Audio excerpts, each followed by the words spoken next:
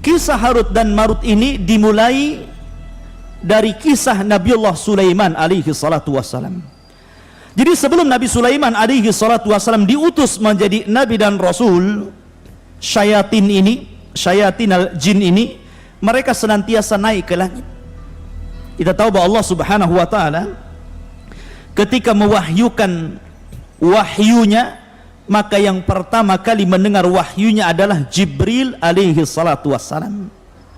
Jadi ketika Allah Subhanahu wa taala hendak menurunkan wahyu, maka suara wahyunya itu seperti rantai yang bersuara gemerincing yang seolah-olah dipukulkan di batu, dan itu membuat seluruh malaikat langit pingsan. Maka yang pertama bangunlah Jibril alaihi salatu wassalam. Maka Allah Subhanahu wa taala mewahyukan kepada Jibril wahyu yang akan terjadi di permukaan bumi. Ini menunjukkan bahwa Jibril lah yang berhak mendapatkan wahyu.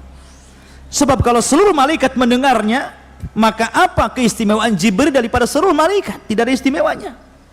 Maka hanya Jibril yang mendengar. Setelah Allah Subhanahu wa taala kemudian mewahyukan kepada Jibril dan selesai mewahyukan kepada Jibril, barulah kemudian seluruh malaikat terbangun dari pingsannya, dan mereka bertanya kepada Jibril, "Madza qala rabbukum ya Jibril?" Apa yang difirmankan kepadamu wahai Jibril dari Rabbmu? Maka Jibril pun menceritakan apa yang diperintahkan Allah kepada dirinya. Maka semuanya mengatakan qalul haq, qalul haq, qalul haq. Artinya yang diwahyukan adalah semuanya kebenaran. Lah ketika Jibril ini mewahyukan kepada malaikat-malaikat yang lain, memberikan wahyu Allah kepada malaikat-malaikat yang lain, syaitan, jin itu mereka naik ke langit. Ya, mereka itu naik ke langit sampai di maqaidas sam', ada tempat-tempat pos-pos mereka. Ya, ada pos-pos mereka, tempat mereka mencuri dengar apa yang dibicarakan Jibril dengan seluruh malaikat yang akan terjadi di permukaan bumi. Dan ketika itu langit belum dijaga oleh bintang, artinya bintang belum difungsikan untuk melempar syaitan, sehingga mereka leluasa mendengar wahyu. Setiap mereka mendengarkan wahyu satu kalimat, maka mereka akan memberikan informasi kepada jin yang di bawahnya, jin yang di bawahnya, jin yang di bawahnya. Terkadang mungkin bisa 100 jin, 1000 jin, ya. Tapi yang benar ini jin pertama saja. Jadi jin yang mendengar ini saja yang benar. Ketika disampaikan ke yang kedua, yang ketiga ini sudah ditambahi kedustaan. Kemudian yang kedua, yang ketiga ditambah lagi dusta, ditambah lagi dusta, ditambah lagi dusta. Maka 99% kedustaan, 1% saja yang benar. Jadi kalau seandainya jin itu naik sampai 1000 jin, ya, bertingkat-tingkat sampai ke atas, berarti satu yang benar, 999 itu dusta. Atau kalau mungkin 100, berarti satu yang benar, 99 dusta. Itu yang sampai ke jin yang paling bawah. Makanya kenapa para dukun itu sebenarnya kadzabun, para pendusta, karena lebih banyak dustanya daripada benarnya. Maka sampai jin yang bawah, maka mereka akan mencari para kuhan, mencari para dukun paranormal untuk memberikan kepada mereka kabar tentang gaib menurut manusia. Kemudian mereka akan barter informasi, di mana jin akan memberikan informasi kepada dukun, dan dukun akan memberikan kekufurannya kepada jin, penyembahannya kepada jin. Mereka berbisnis dalam kekufuran. Ya kan? Akhirnya ketika Nabiullah Sulaiman alaihi salatu wassalam Allah angkat menjadi nabi dan rasul. Ingat ikhwan, dari seluruh keturunan Yakub atau Bani Israel, Yakub itu Israel, maka seluruh keturunannya adalah Bani Israel. Yakub itu memiliki 12 anak, 12 putra, salah satunya Yusuf dan Binyamin. Lah dari 12 putra Yakub inilah kemudian lahir keturunan-keturunan Yakub yang disebut dengan Bani Israel. Lah Bani Israel ini terbagi menjadi dua. Ada yang Allah karuniakan dari keturunannya para nabi dan rasul, dan ada yang Allah karuniakan dari keturunannya menjadi para penguasa dan raja. Ya. Lah ada dua nabi yang Allah gabungkan antara nubuah dan juga kerajaan. Siapa? Pertama Nabi Daud alaihi salatu wasalam. Allah gabungkan bukan hanya sebagai nabi, tapi dia juga sebagai raja. Padahal sebelumnya kalau raja saja, kalau nabi saja. Ya. Tapi Daud Allah gabungkan dua kenikmatan, nabi dan juga raja. Ya. Kemudian setelah Daud meninggal dunia, warisan ini diberikan kepada ibnu Daud Sulaiman alaihi salatu wassalam. Allah gabungkan juga dua kekuasaan ini, jadi nabi dan juga jadi raja. Bahkan dia raja dari seluruh para raja di zamannya. Makanya sering saya katakan bahwa di dunia ini yang pernah berkuasa menguasai dunia secara jumlah hanya ada 4, yang 2 mukmin dan 2 kafir. Yang satu Nabi Sulaiman, dia menguasai dunia, dia mukmin. Kemudian yang kedua Dzulqarnain, dia menguasai dunia dan dia mukmin. Kemudian yang 2 kafir, pertama Raja Namrud, yang ketiga, yang keempat Bukhtun Nasr, yang telah menyerbu negeri Palestina dan memperbudak bangsa Yahudi. Ya. Ada yang mengatakan ikhwatu fiddin yang dimuliakan Allah Azza wa Jalla, jadi ketika Sulaiman ini Allah berikan mukjizat bahwa dia diberikan seluruh kekuasaan yang ada di alam semesta, maksud di alam bumi ini, dia bisa menaklukkan seluruh binatang, dia bisa menaklukkan manusia dan juga jin, semua tunduk kepada Sulaiman. Makanya dia berdoa kepada Allah, Rabbi habli, ya Allah berikan kepadaku mulkun la yambagi ahadun ba'di, begitu ya. Jadi ya Allah berikan kepadaku satu kerajaan yang kerajaan ini tidak bisa dimiliki siapapun setelahku, karena dia bisa menguasai semuanya ya kan? Dia bisa menguasai manusia, dia bisa menguasai jin, dan dia bisa menguasai seluruh hewan-hewan. Bayangkan, Anda bisa bayang pasukan Sulaiman ini ya kan? Dia memiliki pasukan yang sangat kuat karena jin takluk kepada Sulaiman ya. Lah ketika itu ikhwatu fiddin yang dimuliakan Allah Azza wa Jalla, Sulaiman ini punya katib, tukang catat ya kan. Setiap dan tukang catatnya Sulaiman, sekretarisnya Sulaiman ini menulis segala sesuatu yang diperintahkan Sulaiman, yang dirahasiakan Sulaiman, baik tentang nama-nama Allah yang azam, baik tentang rahasia jin, baik tentang rahasia binatang ataupun manusia. Dan yang tahu hanya Sulaiman dan tukang catatnya ini. Setelah Sulaiman alaihi salatu wassalam, Allah takdirkan mendekati kematiannya.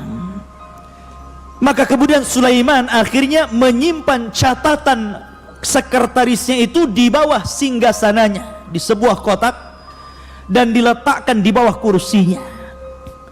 Dan ketika itu Sulaiman alaihi salatu wassalam sempat mengatakan kepada seluruh jin dan manusia, man iqtaraba fi hadas sunduk minal jin sayastarih, barang siapa yang mendekati kotak yang berisi tulisan-tulisan yang berharga ini, kalau dia dari kalangan jin maka dia terbakar ya kan. Akan tetapi man iqtaraba minal insi bi kalimatin yaz'am fiha anna ahadan ghairallah ya ya'riful ghaiba fasa'aqtuluhu, tapi barang siapa yang kemudian didekati oleh manusia kemudian setelah dia membaca di antara kalimat-kalimat yang tercatat itu, kemudian dia mengaku mengetahui yang gaib, maka saya akan bunuh dia. Akhirnya tidak ada yang mendekati dari kalangan jin ataupun manusia akan kotak itu. Maka ketika Sulaiman meninggal dunia dan tidak ada yang tahu meninggalnya, bagaimana tidak, ikhwatul fiddin? Tidak ada yang tahu, bahkan jin tidak tahu Sulaiman mati. Sulaiman hanya duduk di singgasananya, kemudian rayap memakan singgasananya, kemudian setelah rapuh roboh, barulah mereka tahu Sulaiman meninggal.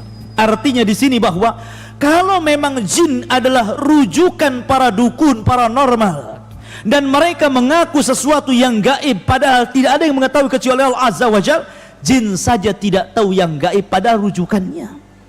Jin tidak tahu kematian Sulaiman. Sulaiman sudah mati, jin tidak tahu. Macam mana kemudian para dukun mengetahui hal-hal yang gaib sementara rujukannya tidak tahu yang gaib? Ma'asyiral muslimin rahimani wa maka setelah Sulaiman meninggal dunia, kemudian generasi yang mentauhidkan Allah Azza wa Jalla sudah mulai punah. Datanglah generasi berikutnya yang mereka sudah terpengaruh akidahnya. Akhirnya kemudian syaitan datang kepada kaum Babil, kaumnya Sulaiman alaihi salatu wasallam, menjelma menjadi seorang manusia yang sangat saleh. Ketika itu di Babil ini ada seseorang yang bernama Harut dan Marut. Karena solehnya sehingga seolah-olah dia malaikat. Makanya Allah Subhanahu wa taala mengatakan, wa ma unzila 'alal malakaini bi Babil Harut wa Marut, dan apa yang diturunkan kepada dua malaikat di Babil, yakni Harut dan Marut. Artinya Harut dan Marut itu bukan malaikat, tapi seolah-olah malaikat karena dia saleh. Ada juga ahli tafsir mengatakan bahwa dia adalah syaitan. Harut dan Marut ini syaitan, ya, berpura-pura menjadi malaikat, sehingga dikatakan dua malaikat. Walaupun pendapat yang rajih, yang masyhur, yang mendekati kepada kebenaran, wallahu alam, bahwa Harut dan Marut adalah minal bashar. Dia adalah manusia sama dengan kita. Karena kesolehannya orang menganggap apa? Dia malaikat. Akhirnya kemudian syaitan ini mendatangi Harut dan Marut. Kemudian syaitan mengatakan kepada Harut dan Marut, ya, kata syaitan kepada Harut dan Marut mengatakan, aturiduna, maukah kalian an adullakum ala mulkin la yanfad, maukah kalian berdua aku tunjukkan kepada sebuah kerajaan sebagaimana engkau melihat bagaimana Sulaiman bisa menaklukkan semua yang ada di bumi ini, baik jinnya, binatangnya, manusianya, maka aku pun akan menunjukkan kepada apa yang dimiliki Sulaiman. Maka akhirnya Harut dan Marut ini diuji oleh Allah Azza wa Jalla. Akhirnya nurut kepada syaitan ini. Kemudian kata syaitan ini, bongkarlah di bawah kursi ini ada sunduk, ada kotak. Di situ ada buku yang mempelajari tentang ilmu-ilmu yang dipelajari Sulaiman. Maka kemudian Harut dan Marut mengatakan, kenapa engkau tidak ambil saja buku itu dan kau pelajari sendiri? Syaitan ketakutan. Kenapa? Karena janji Sulaiman mengatakan, barang siapa yang mendekati sunduk ini dan dia adalah jin dan syaitan, maka terbakar dia. Gak berani, ya kan? Gak berani dia. Akhirnya menyuruh Harut dan Marut menggalinya. Dan setelah dibongkar kursinya, ternyata dia mendapatkan satu kotak dan berisi catatan ilmu Sulaiman tentang sihir, menakluk Yahudi. Labi bin Asam, seorang Yahudi yang menyihir Nabi. Nabi disihir. Diambil sisirnya Nabi, Mishtah, dan rambutnya Nabi serta sisir yang biasa bersisir Nabi diambil oleh Labi bin Asam, kemudian dijadikan buhul untuk menyihir Nabi. Dan berhasil, ya kan? Karena sihir itu pasti ada buhulnya. Min syarri nafatha tifil uqad. Uqad itu artinya buhul. Setiap sihir itu ada buhulnya, ya. Maka kemudian, dan buhul itu biasanya diambil dari orang yang akan disihir, entah pakaiannya, entah mungkin rambutnya, entah kukunya, pokoknya dari badan si tukang sihir itu yang akan disihir tadi. Maka akhirnya kemudian diambillah rambut dan sisir Nabi SAW, kemudian dimantra-mantrai oleh Labid bin Asam Yahudi ini, kemudian diletakkan dalam sumur. Bayangkan, buhulnya diletakkan dalam sumur. Akhirnya Nabi terkena sihir, sehingga dia terhayalkan dia sudah menggauli istrinya, padahal tidak. Seolah-olah dia telah menggauli istrinya, padahal nggak menggaulinya. Tapi ikhwatu fiddin, akidah ahli sunnah bahwa karena ada orang yang berusaha melemahkan hadis ini. Hadis ini berusaha dilemahkan, ya kan, oleh sebagian orang-orang yang tidak suka dengan sunnah. Mereka mengatakan tidak mungkin Rasul kena sihir. Bukankah Rasul maksum? Bukankah Rasul terjaga? Ikhwan, ya. Tidak ada kaitan Rasul kena sihir dengan kemaksuman Rasul. Tidak ada kaitannya. Justru sebenarnya ini menguatkan bahwa Nabi kita Muhammad sallallahu alaihi wasallam itu abduhu wa rasuluhu. Dia adalah hamba. Makan seperti kita, minum seperti kita, tidur seperti kita, dan terkena sihir seperti kita terkena sihir. Ya. Tidak ada kaitan antara maksum dengan sihir.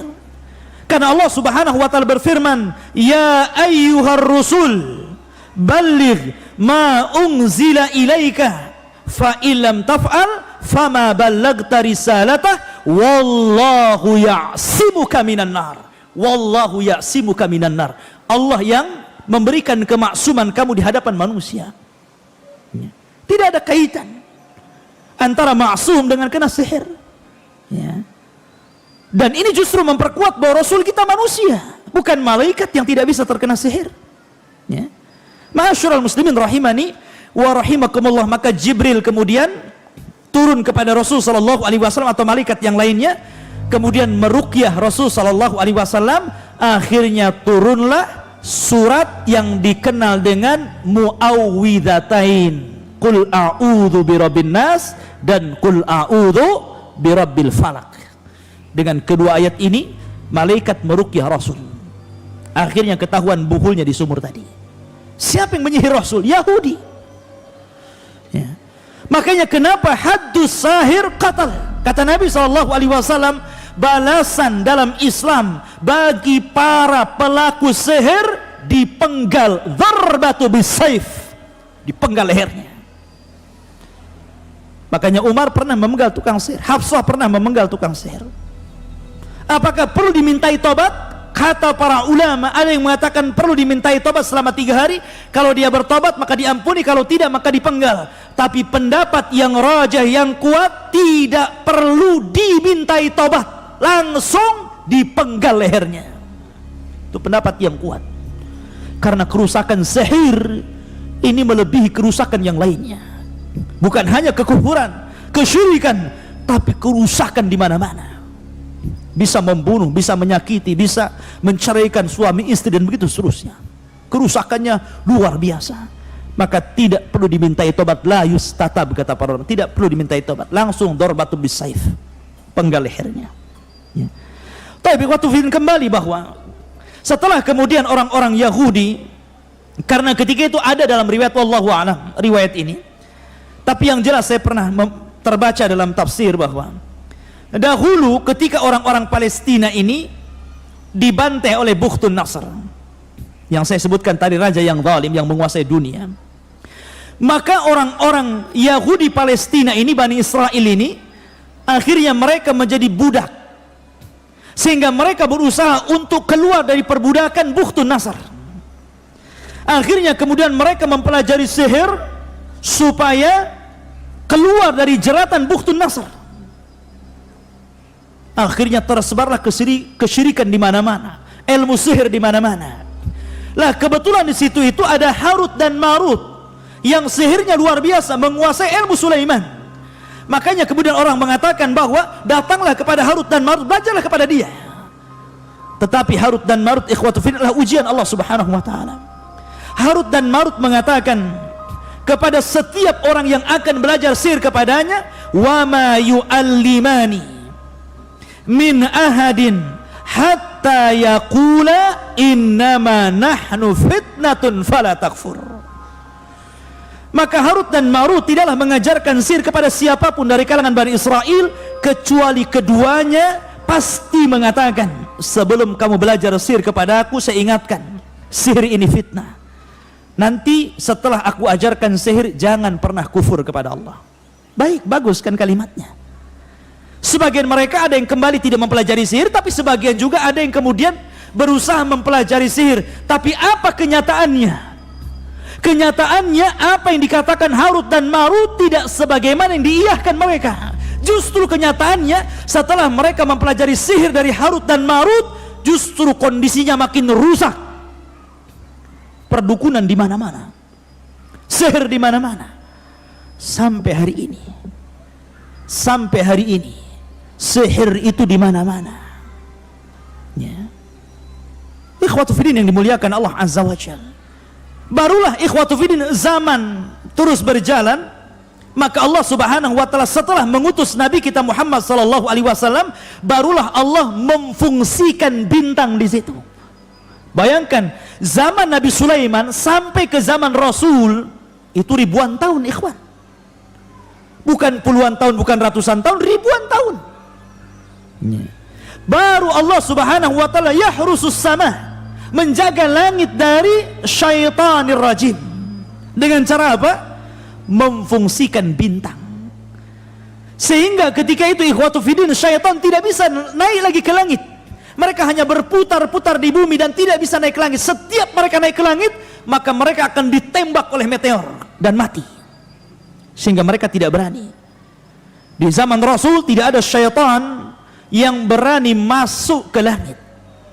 Dan ini menunjukkan tentang bagaimana Allah Subhanahu wa taala menjaga keotentikan risalah Rasul. Inna nahnu nazzalna dzikra wa inna lahu lahafizun. Kami yang menurunkan Al-Quran, kami yang menjaganya. Sebab kalau seandainya syaitan ini naik, maka akan tercampur antara perkataan Allah dan perkataan dukun. Al-Quran terjaga, maka mereka tidak bisa naik ke langit karena mereka akan ditembak. Ya. Ma'asyiral muslimin, kemudian Allah Subhanahu wa taala mengatakan, "Fayata'allamuna minhuma ma yufarriquna bihi bainal mar'i wa zawjihi." Maka kemudian orang-orang Bani Israel, orang-orang Yahudi itu mempelajari dari keduanya Harut dan Marut apa yang bisa memisahkan antara suami dan istri. Perlu catatan ikhwan, sihir dahulu dengan sihir sekarang itu ada kemiripan.